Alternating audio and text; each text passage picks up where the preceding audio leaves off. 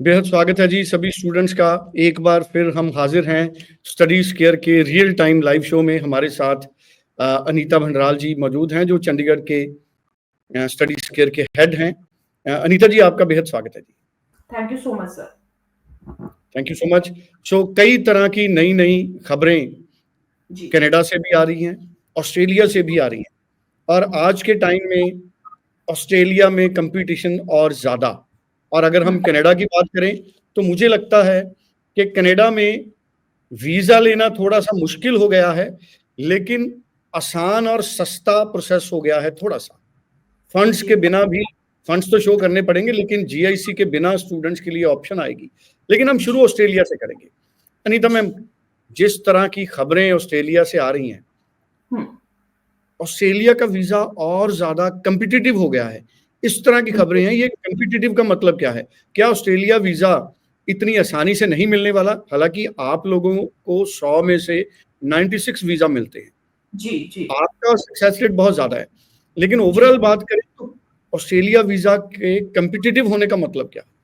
जी जी sir, देखिए Australia study visa की बात करूँ तो यस, बिकॉज एक क्राउड हमारे पास होता है स्टूडेंट्स का जो कि ओरिजिनली ऑस्ट्रेलिया जाना चाहते हैं, जिनका एम ऑस्ट्रेलिया में पढ़ना होता है और जिन्होंने बहुत टाइम से सोचा होता है कि हमने सिर्फ ऑस्ट्रेलिया ही अप्लाई करना, नो मैटर जो मर्जी कंट्री की जो भी गाइडलाइन हो, बट हमारा एम वही है कि we want to apply in Australia. एक तो ये वाला क्राउड होता है, और इसमें मैं बोलूंगी कि तकरीबन 50% स्टूडेंट्स ऐसे होते हैं जो इसी फिलॉसफी पे चलते हैं। लेकिन बाकी के जो 50% स्टूडेंट्स ऐसे होते हैं, वो ये देखते हैं अच्छा कनाडा नहीं अच्छा चल रहा है, हमें बाहर जाना है, कोई प्रॉब्लम नहीं, चलो ऑस्ट्रेलिया अप्लाई कर लेते हैं, ठीक है। एक स्टूडेंट वो होता है कि ओके, वो पहले R&D करते हैं और वो फिर देखते हैं कि इस टाइम पे मेरे रिलेटिव, मेरे फ्रेंड्स कहाँ पे, तो मुझे वहीं पे जाना है। तो जो तो स्टूडेंट्स ओरिजिनली ही मतलब उनका एम ही ऑस्ट्रेलिया जाना था और वो ऑस्ट्रेलिया के हिसाब से अपनी एजुकेशन कर रहे थे, उसी हिसाब से अपनी फंडिंग कर रहे थे, इनकम कर रहे थे, आई डोंट थिंक कि उनके लिए कोई भी प्रॉब्लम आती है या आएगी, ठीक है।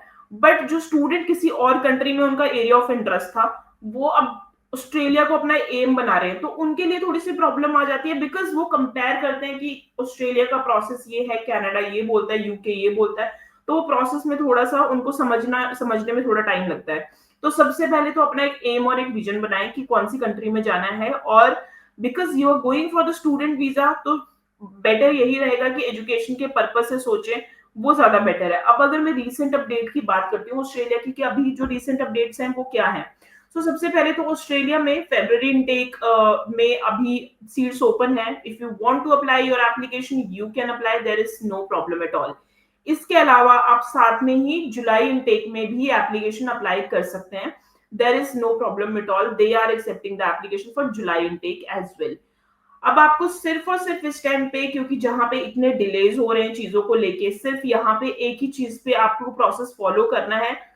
बिकॉज हम हर शो में, मैं, मंत्री जी, हर शो में आप लोगों को यही कम्युनिकेट करते हैं कि there is no delay from our end, there is no delay from the universities and.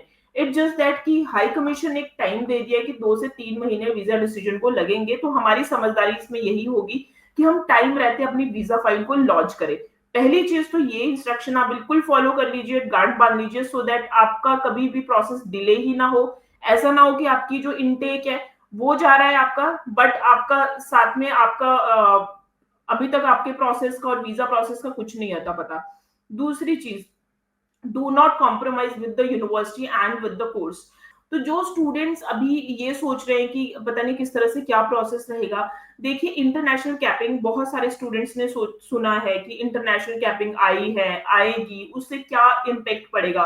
तो let me tell you very very clearly this time कि अभी तो इंटरनेशनल कैपिंग स्टार्ट ही नहीं हुई है। अभी तो सिर्फ सीट्स की रिवीलनेस हुई है कि कौन सी यूनिवर्सिटी को कितनी सीट्स मिलेगी। अभी तो जो इंटरनेशनल कैपिंग का जो असली जो इम्पैक्ट पड़ेगा वो जनवरी के बाद पड़ेगा, मतलब जनवरी 2025 के बाद पड़ेगा, तब हमें पता चलेगा कि ओके।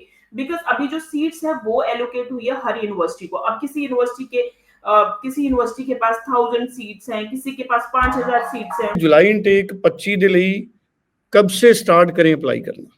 जी, अब से आप स्टार्ट कर सकते हैं, कोई प्रॉब्लम नहीं है। अगर यूनिवर्सिटीज आपकी एप्लीकेशन स्टार्ट, उन्होंने यूनिवर्सिटीज ने अगर एप्लीकेशन स्टार्ट कर दी है, हालांकि बहुत सारी यूनिवर्सिटीज है जो जुलाई इनटेक के लिए एप्लीकेशन स्टार्ट कर चुकी है, तो आप बिल्कुल अप्लाई कर सकते हैं, कोई प्रॉब्लम नहीं है। और वैसे भी फायदा ही होता है जब आप अर्ली लॉन्चमेंट या अर्ली एप्लीकेशन करते हैं, तो यूनिवर्सिटीज के पास सीट्स बची होती है, वो बिल्कुल आपकी जो प्रोफाइल है बहुत अच्छे तरीके से देखते हैं और बहुत अच्छे तरीके से असेसमेंट होती है जो चीजें, बिकॉज कई बार क्या होता है सर, मैं आपको बताती हूँ, जब जीटी का प्रोसेस चल रहा होता है ना, हम आप ये बोल देते हैं या फिर मतलब हम स्टूडेंट से भी कई बार बात करते हैं, क्योंकि जब स्टूडेंट हमें फंड्स बता रहा है कि जी 30 से 32 लाख, तो कई बार क्या होता है सर कि जीटी का जब अंडर प्रोसेस चलता है, हम लोग बोलते हैं कि जीटी अप्रूव करने में यूनिवर्सिटी आपको 8 दिन लगाएंगी, लेकिन वो 8 दिन कब लगेंगे, जब यूनिवर्सिटी को आपकी फंडिंग और फाइनेंशियल समझ में आएंगी।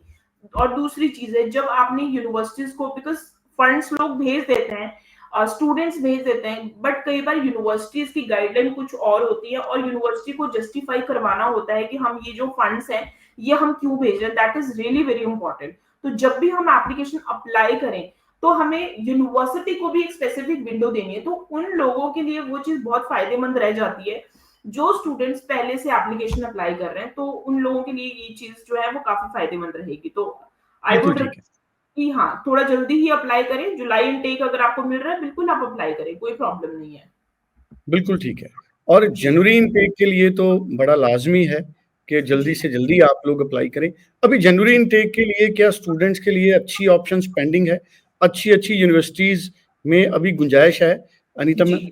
सर, फेब इनटेक में ना ऑस्ट्रेलिया में क्या होता है, फेब एंड मार्च का मंथ दोनों ही इंक्लूडेड रहते हैं।